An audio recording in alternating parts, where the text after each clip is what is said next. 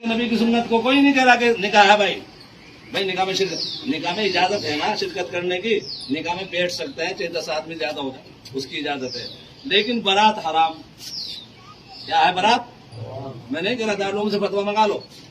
कभी सोच रहे हो छोटा मोटा मौलवी मुल्ला यहाँ का जमा मस्जिद का इमाम है। बारात क्या है? हराम। तो जब हमें हराम का पता लग गया तो हमें छोड़नी चाहिए नहीं भाई। अगर हम उसको करेंगे तो हम मुजरिम बनेंगे कि नहीं? समझ मिलावा ये भी हराम है। ये भी क्या है?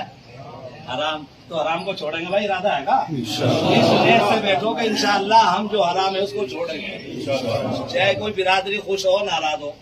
अल्लाह रसूल को खुश करना, और जब अल्लाह रसूल खुश होगा तो सारे काम बन जाएंगे जी। एक ये झूठ खड़ा, झूठ की दावत दे रहे।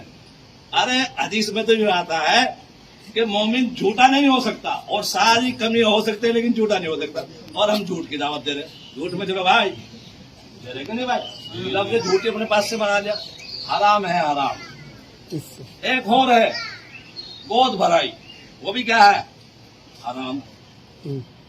मौलाना साहब दावत है। अब सब भी नहीं पूछता भाई किस दावत है, उसे गलावेगा अगर जी मुसल्ली कर रहे हैं, मुसल्ली किस नाम का? आखिर में बोलेगा कि वो गोद भर रही वो भी। मतलब कितनी गैरत की बात है, कितनी शर्म की बात है। हम अपने बच्चे की घरवाले का इजहार कर रहे हैं कि उसके हमल है। ये तो है भाई, और क्या है? इसलिए क्या है, इसका खाना भी हराम, इसका पकाना, ये सारी चीजें हराम है। इंशाअल्लाह इनसे बचो। अगर भाई उसके लिए कुछ सदका कर दो, अल्लाह हाफिज के साथ बच्चे के, बच्ची दे दे, बच्चा दे दे, सदका कर दो, वो अलग चीज है। लेकिन ये जो खाना खिला रहे भाई, बुला रहे घर में, उन्हें भी नहीं बेचारा, वो खाने वालों को पता, वो भी आ रहे बेचारे खा रहे, पूछ भी रहे। ये क्या है भाई? हराम। तो निकाह की मजलिस है, निकाह को निकाह के तरीके में ही करना है। मैं और आपको, आप निकाह में 50 आदमी ले जाओ, 20 आदमी ले जाओ, 10 आदमी ले जाओ, 5 आदमी ले जाओ, बारात इसका नाम नहीं है। उसको तय कर लो, पास जाएंगे, उसमें कोई गिल्ला शिकवा ना करा कि भाई मुझे नहीं बुलाया, अपना खानदान का रहेगा, फिर वही जुड़े मामला। यानी बचना है ताकि हमारे माशरे के अंदर जो हमारे भाई गुरबा हैं और दरमियानी लोग हैं, सबको मालूम है इन चीजों का।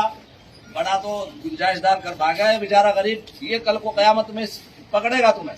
इसकी बच्चे जो घर में बैठी हुई है, जो बिल्कुल आसानी के साथ हो सकता था जी, निकाह हो सकता था, नहीं हो सकता था, हम सब मिलकर करते भाई। देखो कोई इसमें शरीक नहीं होने का, बस 5 आदमी आओ, निकाह कराओ बच्चों, कोई नहीं खाने का भाई।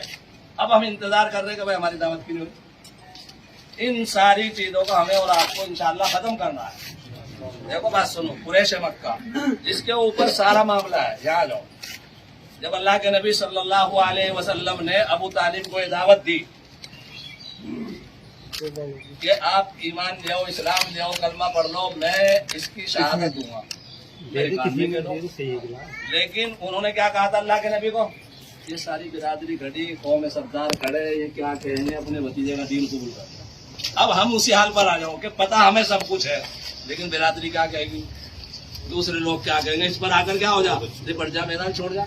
तो वो ईमान नहीं लाए थे इस बुनियाद पर कि मेरे ये सरदार लोग, मेरी बिरादरी के लोग ये क्या कहेंगे, भतीजे का, सिर्फ भतीजे की बात मान ले और भतीजे को उसमें आके दीन मोहम्मद ही कबूल कर लिया।